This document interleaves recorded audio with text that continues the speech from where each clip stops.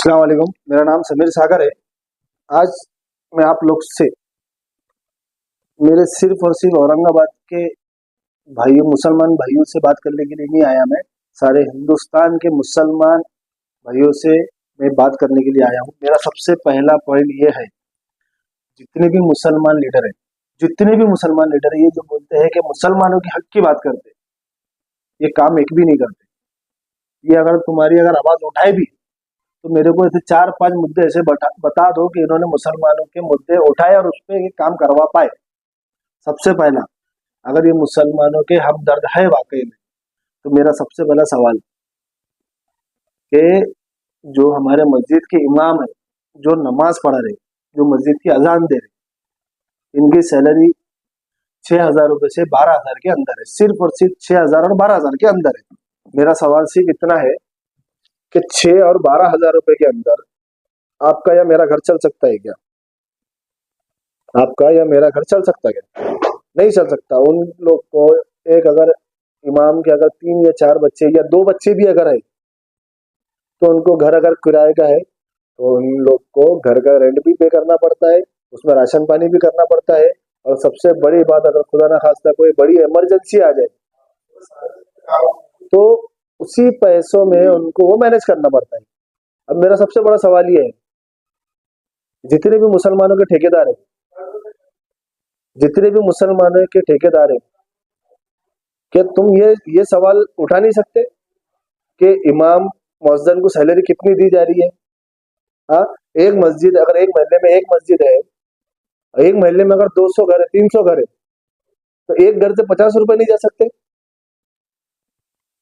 50 रुपए नहीं जा सकते कि एक घर से महीने का 50-100 रुपए? अगर 50-100 रुपए जा रहा, अगर वो जो नमाज पढ़ा रहे हैं इमाम साहब, अगर उनको 30-40 हजार रुपए सैलरी अगर आती है महीने की, तो वो सुकून से जिएंगे।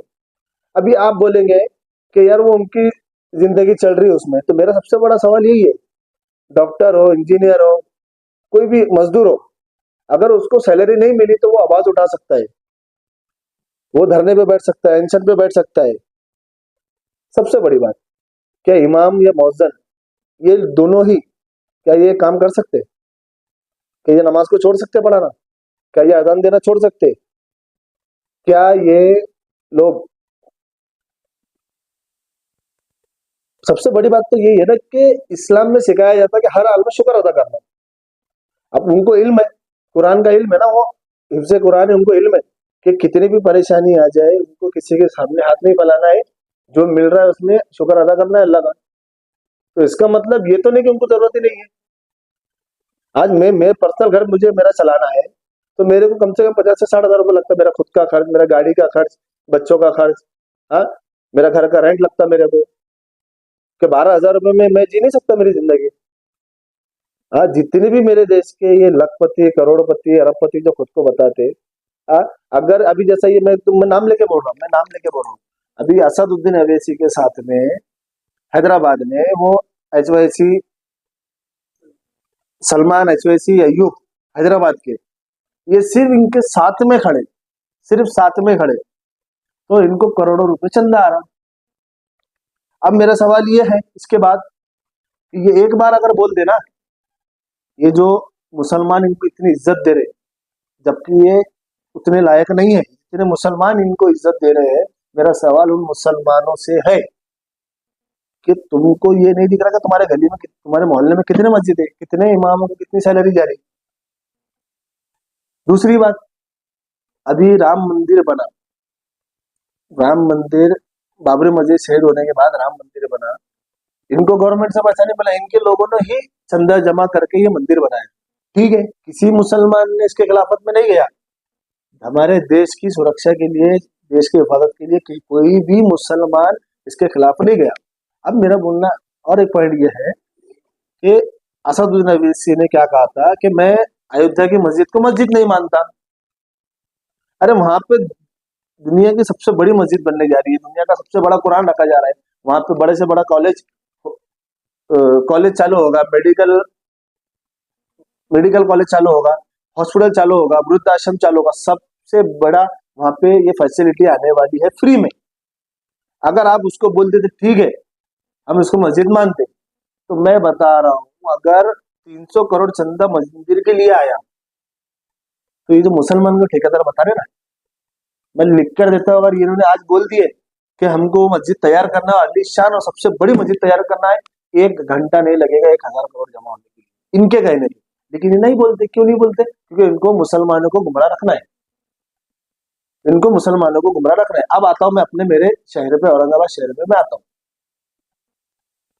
सबसे बड़ी बात, राम मंदिर में जो दंगा हुआ, अभी मैं ये नहीं बोल रहा कि कौन सही है कौन गलत है, दिखता सबको है, लेकिन किसी में हिम्मत नहीं है सच बोलने की।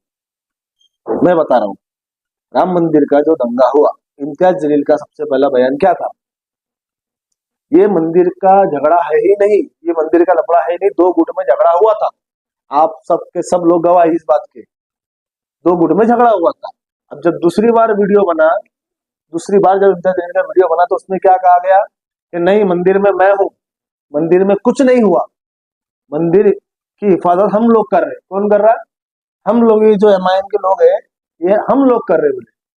अब मेरा तीसरा सवाल, अभी 15 से 20 दिन पहले का मैंने एक वीडियो देखा इम्तियाज जलील का, हमने बचाया बोले राम मंदिर को। इसका मतलब क्या है? तुमने बचाया, इसका मतलब क्या है? कि ये जो हमारे जो मुसलमान लोग हैं, जो रहमान है, किरापुरे के 2 लोग हैं, क्या इन्होंने दंगा करे राम मंदिर पे, इन्होंने हमला करे? मेरा सीधा सवाल है, क्या इन लोगों ने हमला करे क्या? जब आपने बोला आपने बचाए, चलो अभी आप बोलेंगे आपने मुसलमानों को गलत नहीं बोले, तो मेरे को सिर्फ इतना जवाब दो, आजाद चौक से लेके रोशन गेट तक हर दुकान पे, चलो मैं हर दुकान की बात नहीं कर रहा, कम से कम 10 कैमरे तो हो गए, दुकानों पे 10 कैमरे तो हो गए ना? कहा है वो कैमरे? वो वीडियो किसने गायब किया? अरे जो बाहर से लोग आए थे। मैं किसी धर्म की बात नहीं कर रहा, मेरे लिए सिर्फ ये इम्पोर्टेंट है, जहां मैं रह रहा हूँ, मुझे जो नॉन मुस्लिम है, जो इस्लाम में बिलीव नहीं करते, मुझे उनमें से किसी से शिकायत नहीं पूरे देश में, क्योंकि मुसलमान को बदनाम करने वाला मुसलमान ही है। अगर हिंदू को बदनाम करता है तो हिंदू ही करता है, मुसलमान की औकात नहीं है। और अगर मुसलमान हिंदू का कुछ नहीं बिगाड़ सकता और हिंदू मुसलमान का कुछ नहीं बिगाड़ सकता, क्योंकि मुसलमान का नुकसान सिर्फ मुसलमान कर सकता है और हिंदू का नुकसान सिर्फ हिंदू कर सकता। और एक बात, ये तो हो गया। अभी वो वीडियो आपने बोले कि भाई कोई नॉन मुस्लिम उसका जिम्मेदार नहीं था, हमने माना। हाँ सर, आपका पूरा नाम? मेरा नाम शेख समीर शेख शफीक है, लेकिन समीर सागर से दोस्त लोग वगैरह जो जान पहचान के है वहाँ, वो लोग मुझे समीर सागर के नाम से जानते हैं। और मैंने जो भी मैसेज दिया, किसी को तो बोलना पड़ेगा, किसी को तो हिम्मत करना पड़ेगा। अगर हम नहीं करेंगे, मैं अभी भी बोल रहा हूँ, अभी लास्ट जाते जाते मैं नाम नहीं लग रहा हूँ, लेकिन हमारे महाराष्ट्र में 2 पार्टियां ऐसी है जिनके लिए इनके समाज के लोग पागल है। ये अगर खड़े हो गए, इनको अंधाधुन वोट देते। लेकिन मैं बता रहा हूँ, मैं कुछ सपोर्ट, अभी सबूत नहीं लाऊंगा मैं, ये लोग तुम्हारे वोट का गलत फायदा उठाते, तुम्हारा कोई फायदा नहीं करवाते, ये सिर्फ इनके डीले चलती है बस। अभी वो, अगर ये, मैं ये भी बोल रहा अभी जाते जाते, अगर एसटी कॉलोनी का मैटर में अगर एमआईएम का किधर भी हाथ रहा, तो उसके बाद तो मैं सारी पोल खोलूंगा। 2012-13 का किसका हेट स्पीच था, किसके बाद क्या क्या हुआ, कौन ब्यास खा रहा, इस्लाम में ब्यास खाना जरूरी, ब्यास खाना हराम है, हराम है, हराम है। फिर वो फलस्तीन के मैटर पे भी बोलूंगा, मैं सब चीजें बोलूंगा। अगर नहीं चाहते तो जो अपने, ये सफाई दे दो, राम मंदिर की सफाई दे दो, और मुसलमानों के लिए अपने हक के लिए क्या करे वो मेरे सामने रखो। आप चाहो तो डिबेट कर सकते हैं मेरे साथ, मेरा चैलेंज। ठीक है, शुक्रिया।